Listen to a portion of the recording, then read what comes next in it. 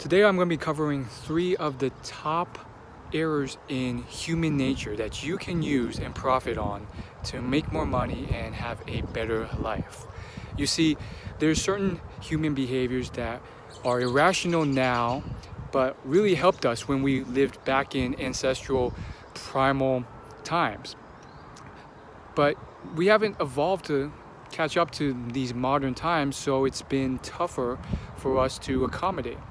And business people have profited very much from remaining rational and calm when everyone else wasn't during these times. So let's just get straight into it. Number 1, the first thing is fear. People freak out, and when there's something that's uncertain or very scary and it spreads and it involves a lot of us, like the Great Depression or an economic collapse, people freak out more than they should, which often leads to them doing irrational things. Sometimes that means selling all their stock and just plummeting the market, even though these companies that represent the stock that they own are not necessarily going out of business. They may just be going through a rough time in the short term, but in the 10, 20-year term, they're still good companies. So that's one way that Warren Buffett especially, as well as the other business people, have profited from uncertain times. He has a saying, be fearful when others are greedy and greedy when others are fearful. And a lot of people just freak out and then sell their stocks, and then the businesses start to sell at very cheap prices, and that's when he would buy them. He remained calm and alert and rational, which is tough to do, but you can do it if you work on it during these crazy times. The second thing that you can work on is how you phrase and talk to individuals. This is something that many people don't do because they're very quick to blurt things out. Others have the opposite problem. They filter everything too much. They think about everything they say too much. But if you can be a bit thoughtful in what you say before you blurt it out all the time, in the right ways, by understanding how the other person comes across and being very cognizant of Dale Carnegie's principles of not criticizing, not condemning, complimenting, supporting the other person, staying positive, using their name. Those are things that will make your communication 10 times stronger, make the other person feel good rather than upset. And you're going to have a much better experience. People are going to get along with you. Be open to your ideas and be willing to do stuff that you request of them more often.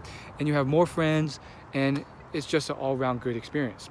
On the other hand, a lot of people don't do that. They just blurt out what they say as soon as they think about it.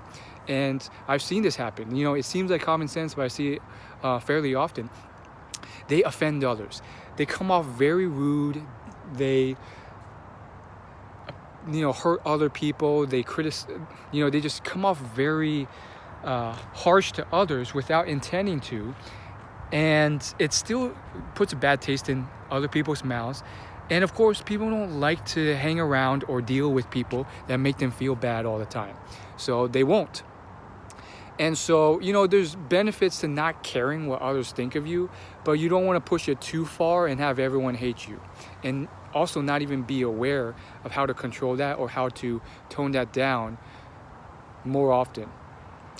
And then the third thing, and maybe the most important one, because this is probably the most underrated and overlooked one, is coming across in a way, it's basically taking the opportunity that you have and making sure that you make the most of it through how you get perceived by others. Now, yes, people do get, some people overthink how they come across, and they care too much what others think. And that's not what I'm talking about. If you care too much, and most people do, you want to tone that down. You don't want to care about all these things that's going to stop you from your success because you're insecure if others judge them. But what you do want to do is make sure not to judge or come to conclusions too soon. And so, in terms of perception, what that means is most people, they just judge and they just come to conclusions based off a little bit of information. And I used to think this was completely bad And now I've come to a more complex understanding of it, that, well, it's not always bad. Like, some people, everyone judges to an extent, and sometimes they have to. If someone's coming at you with a knife, or someone looks very suspicious, they could be trying to mug you. And oftentimes what you judge is correct. But the opportunity here is that oftentimes people judge incorrectly. Not always. Usually they get it right. That's why they do it. But sometimes they get it wrong.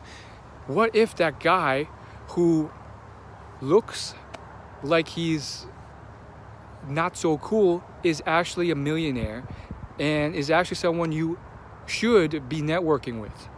What if that person that you think is horrible for kicking a dog or something actually saved that dog's life, but you just saw a fraction of that video and you came to a conclusion?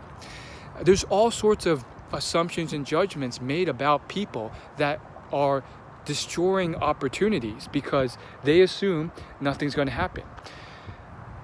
And there's small things and there's big things. We are constantly perceiving the world, and that perception is warped, it's transformed, or it's just unfair. Just because someone is a certain race or ethnicity, or looks a certain way, or talks a certain way, or based on 5 or 10 seconds of interaction or a few sentences, you judge that person as someone you don't want to hang around or don't want to deal with. Or it's not even a person, but sometimes it's a thing. You may look at an institution and a company or business, and you say, this is not worth it because of X, Y, and Z. And that assumption may be wrong.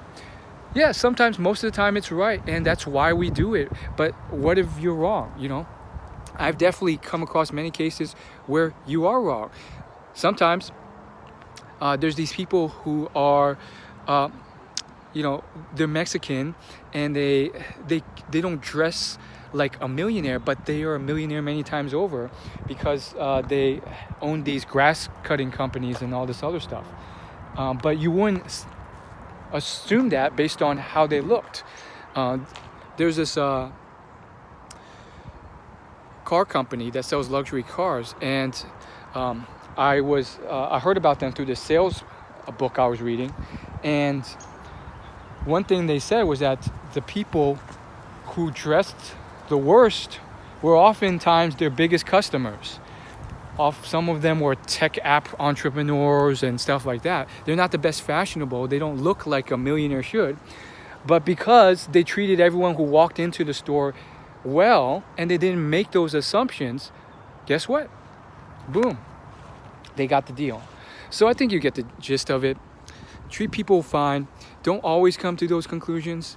And sometimes you have to judge. But sometimes give it a little more context, and you might find yourself in some good opportunities.